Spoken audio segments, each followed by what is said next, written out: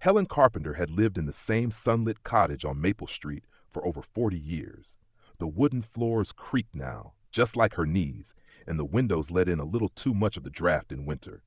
But it was home, filled with books, fading photographs, and memories that stretched back to the day she and her late husband Walter had first moved in. At 82, Helen had grown used to her solitude. Her children were scattered across the country, visiting when they could. Most mornings were quiet, filled with tea, knitting, and the soft hum of classical music on the radio. But something had changed over the past year.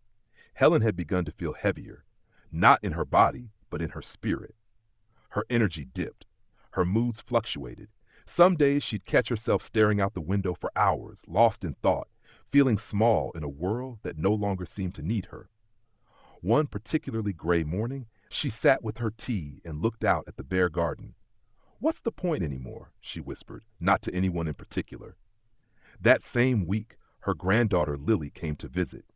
She was studying psychology and brought Helen a little gift, a journal with pressed flowers on the cover. "Nana," she said, "we're learning about how language shapes emotion. Especially as we get older, what we say to ourselves matters. There's a professor who teaches that starting the day with 5 specific affirmations can transform your mental and physical health."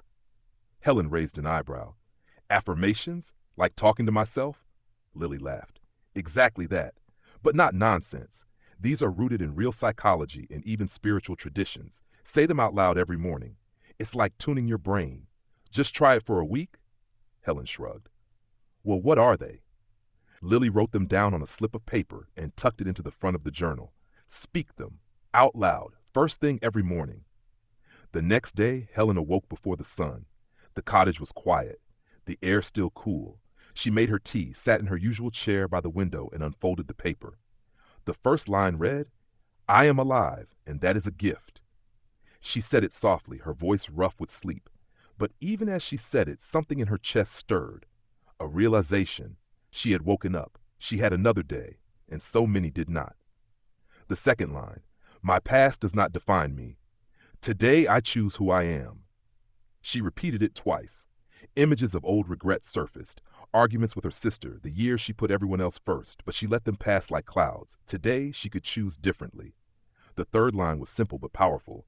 "I forgive myself and release what I cannot change." Her throat tightened. She hadn't realized how much guilt she still carried, over things she had said, things she hadn't, but the words felt like a warm cloth, gently wiping away a layer of dust she didn't know was there. The fourth line made her sit up straighter. "I am needed. My presence matters." She thought of Lily, who had come to her for stories, advice, comfort.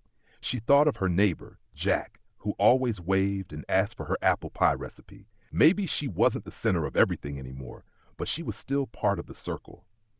And finally, the fifth line, "Something good will happen today and I am ready." That one made her smile. It felt like a seed being planted. Not a guarantee, but a possibility. And sometimes that was all hope needed.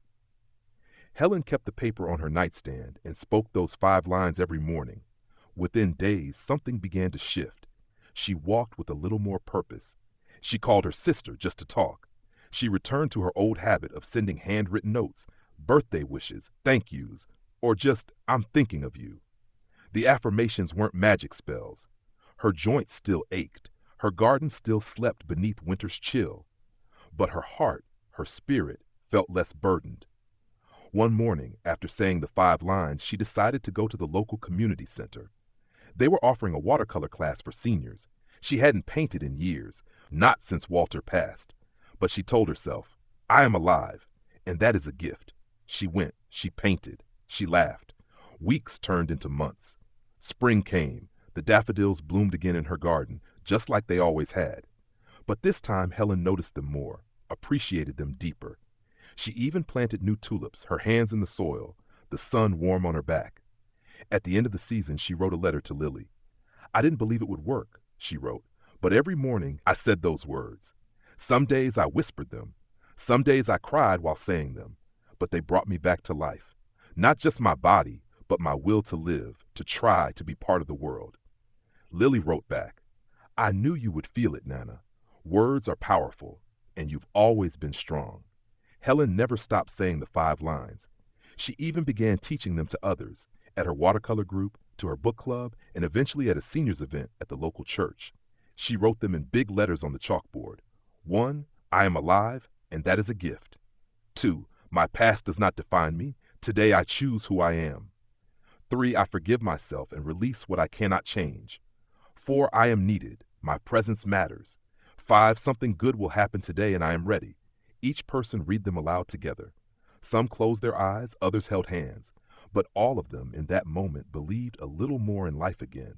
And every morning, as sunlight poured into her cottage, Helen sat by the window, her tea warm in hand, and spoke them once more, into the world, into herself, into whatever came next.